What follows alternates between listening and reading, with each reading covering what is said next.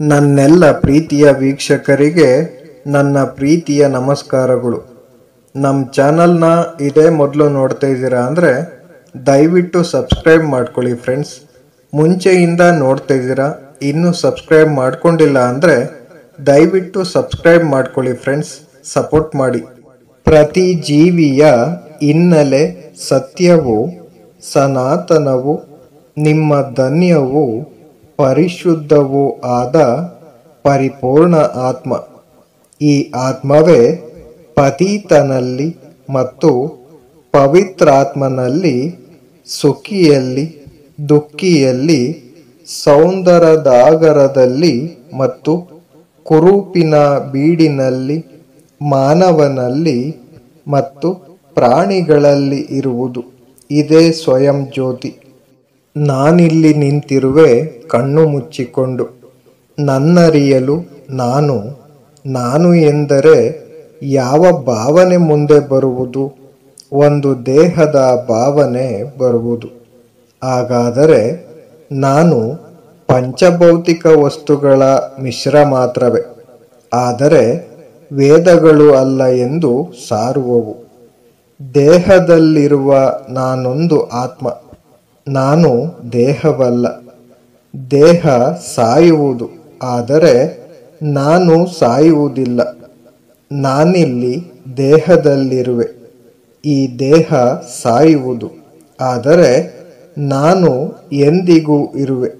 ವೇದವು ಪ್ರಪಂಚವೆಲ್ಲ ಸ್ವಾತಂತ್ರ್ಯ ಮತ್ತು ಪರತಂತ್ರದ ಮುಕ್ತಿ ಮತ್ತು ಬಂಧನದ ಮಿಶ್ರ ಎನ್ನುವುದು. ಆದರೆ ಇವುಗಳೆಲ್ಲದರ ಮೂಲಕ ನಿತ್ಯ ಮುಕ್ತವು, ಅಮೃತವು, ಪರಿಶುದ್ಧವು, ಪರಿಪೂರ್ಣವೂ ನಿತ್ಯ ಮಂಗಳವೂ ಆದ ಆತ್ಮ ಪ್ರಕಾಶಿಸುತ್ತಿರುವುದು.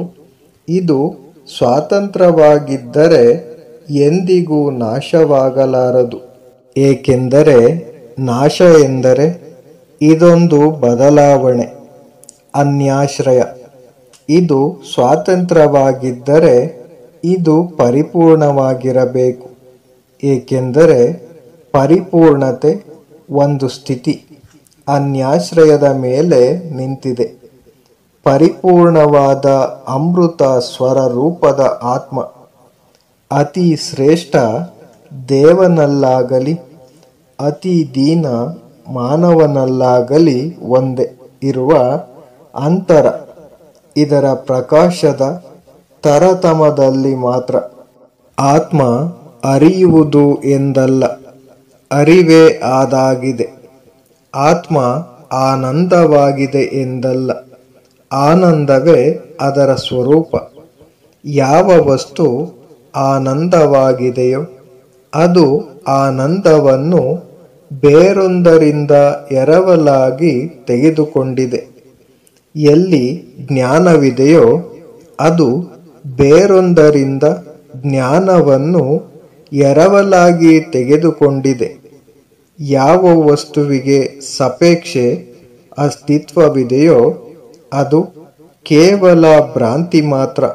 ನಾವೀಗ ಯಾವುದನ್ನು ವಿಶ್ವವೆಂದು ನೋಡುತ್ತಿರುವೆವೋ ಅದೇ ಸಾಕ್ಷಾತ್ಕಾರವಾದಾಗ ದೇವರಂತೆ ಕಾಣುವುದು.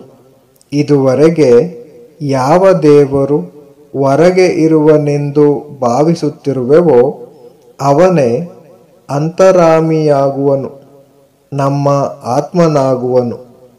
ಆತ್ಮನಲ್ಲಿ ಯಾವ ಬದಲಾವಣೆಯೂ ಇಲ್ಲ. ಅದು ಅನಂತ, ವಿಭು, ನಿತ್ಯ, ಸಚ್ಚಿದಾನಂದ. ಪರಸ್ಪರ ವಿರೋಧದಂತೆ ತೋರುತ್ತಿರುವ ನಮ್ಮ ತತ್ವ ಸಿದ್ಧಾಂತಗಳಲ್ಲಿ ಒಂದು ಸಾಮಾನ್ಯ ಭಾವನೆ ಇದ್ದರೆ ಅದೇ ಎಲ್ಲ ಮಹಿಮೆ, ಶಕ್ತಿ, ಪವಿತ್ರತ ಆತ್ಮನಲ್ಲಿದೆ ಎಂಬುದು ರಾಮಾನುಜರ ಸಿದ್ಧಾಂತದ ಪ್ರಕಾರ. ಆತ್ಮ ಸಂಕೋಚ ವಿಕಾಸವಾಗುತ್ತಿದೆ. ಶಂಕರಾಚಾರ್ಯರ ಸಿದ್ಧಾಂತದ ಪ್ರಕಾರ ಅದು ಭ್ರಾಂತಿಗೆ ಒಳಗಾಗಿದೆ. ಈ ಭಿನ್ನಾಭಿಪ್ರಾಯಗಳನ್ನು ಗಮನಿಸಬೇಕಾಗಿಲ್ಲ. ಎಲ್ಲರೂ ಆತ್ಮನಲ್ಲಿ ಆಗಲೇ ಶಕ್ತಿ ಇದೆ ಎನ್ನುವುದನ್ನು ಒಪ್ಪುವರು. ಅದು ಕೆಲವು ವೇಳೆ ಗುಪ್ತವಾಗಿರಬಹುದು, ಕೆಲವು ವೇಳೆ ವ್ಯಕ್ತವಾಗಿರಬಹುದು. ಅಂತೂ ಅದು ಅಲ್ಲಿದೆ. ನೀವು ಅದನ್ನು ಎಷ್ಟು ಬೇಗ ನಂಬಿದರೆ ಅಷ್ಟು ಒಳ್ಳೆಯದು. ನಮ್ಮೆಲ್ಲರಲ್ಲೂ ಇರುವ ಸ್ವತಂತ್ರದ ಭಾವನೆಯೇ ದೇಹ ಮತ್ತು ಮನಸ್ಸಿಗಿಂತ ಮತ್ತಾವುದು ನಮ್ಮಲ್ಲಿದೆ ಎಂಬುದನ್ನು ತೋರುವುದು. ಅಂತರಾಮಿಯಾಗಿರುವ ಆತ್ಮ ಸ್ವತಂತ್ರವಾಗಿರುವುದು. ಆದ ಕಾರಣವೇ ಸ್ವಾತಂತ್ರ್ಯದ ಭಾವನೆಯನ್ನು ಕೆರಳಿಸುತ್ತದೆ. Thank you for watching friends. Please subscribe my channel.